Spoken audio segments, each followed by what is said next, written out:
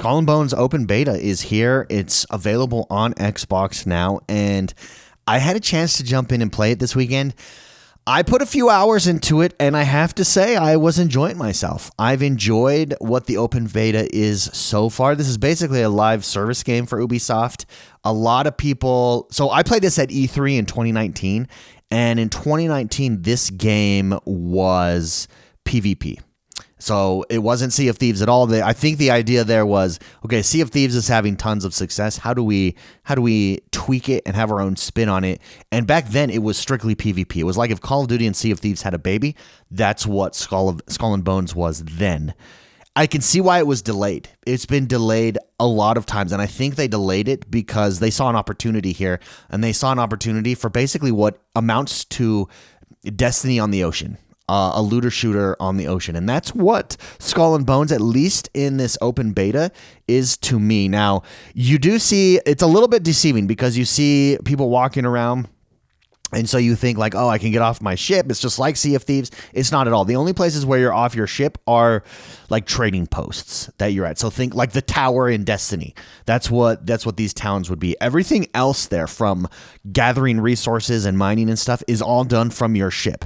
And what you do, it's a great formula. You go out, you gather resources, you complete missions, you gain gold, you get resources, you upgrade your ship, you customize your ship, you become a more legendary pirate. They have a leveling system there, which, keep in mind, Sea of Thieves, and the only reason I'm comparing this to Sea of Thieves, it's nothing like Sea of Thieves actually, but it's because of the theme and the PvPvE aspect to it.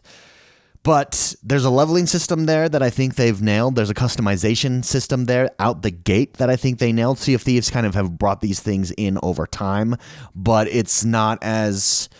The prestige isn't there as much. The prestige, in my mind, is much more hidden in Sea of Thieves than in Skull and Bones. And I thoroughly enjoyed it. I think it's going to be interesting to see what Endgame is like here with Skull and Bones. It's going to be interesting to see, is there a marketplace for it? Now, as I'm in the open beta, there is a ton of people in the server with you. Whenever you're in a town, tons of people walking up, going around, talking to vendors. You can see where they're at. It's completely cross-platform out the gate. So you can see, hey, these guys are on PC. Hey, these guys are on Xbox. It says it indicates right next to their gamer tag.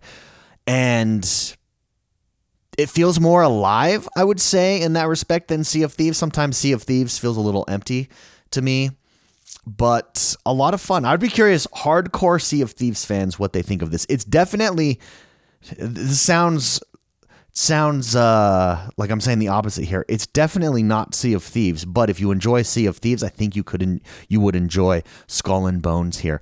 Regardless, open beta gave me hope for this game, because I was thinking to myself, like I said, it's been too long. I'm not interested in PvP on battleships. No, it's completely been reworked. It's, if Diablo, Destiny, Sea of Thieves all had a baby, this is Skull and Bones. And they do a good job. It's not just fetch quests.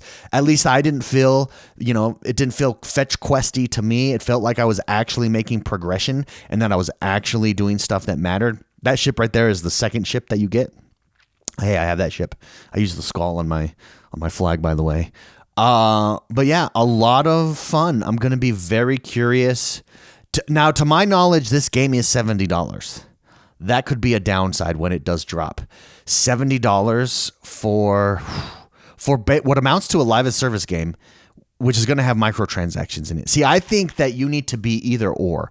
I think you need to be, if you're a $70 game, you cannot have microtransactions in your game. I'm paying $70. I'm only $30 away from $100. Like, whoo, that's a third of the cost of most consoles.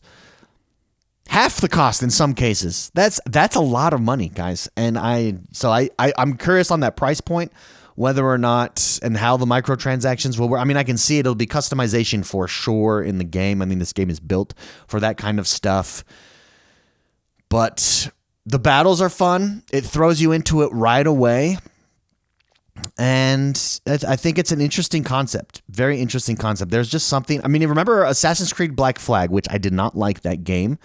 But the funnest part of that game was being a pirate, dude, and going around. There's something about being on a pirate ship on the ocean that is awesome. I think it's the equivalent to being on a horse in the West, in the Wild West. That's why Red Dead Redemption is so popular and so appealing to so many people. Same with Pirates. I think there's just something appealing. There's like a freedom and an adventure that comes to that. Irregardless, I enjoyed the open beta. I'm going to probably be picking up this game, even though, well, we'll see. Hopefully does anybody know this comes to Game Pass? I don't think it does.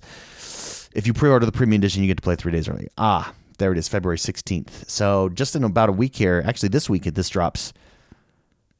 It's going to be interesting. It's going to be interesting. Go watch some gameplay. Determine if this is for you. I enjoyed it. I thought it was fun. Looking forward to it dropping. If you like this video, hit that like button. Subscribe to the channel. My name is X1 the Gamer. We got a big week this week coming on the Xbox side. We've got the business update. Everybody's still freaking out.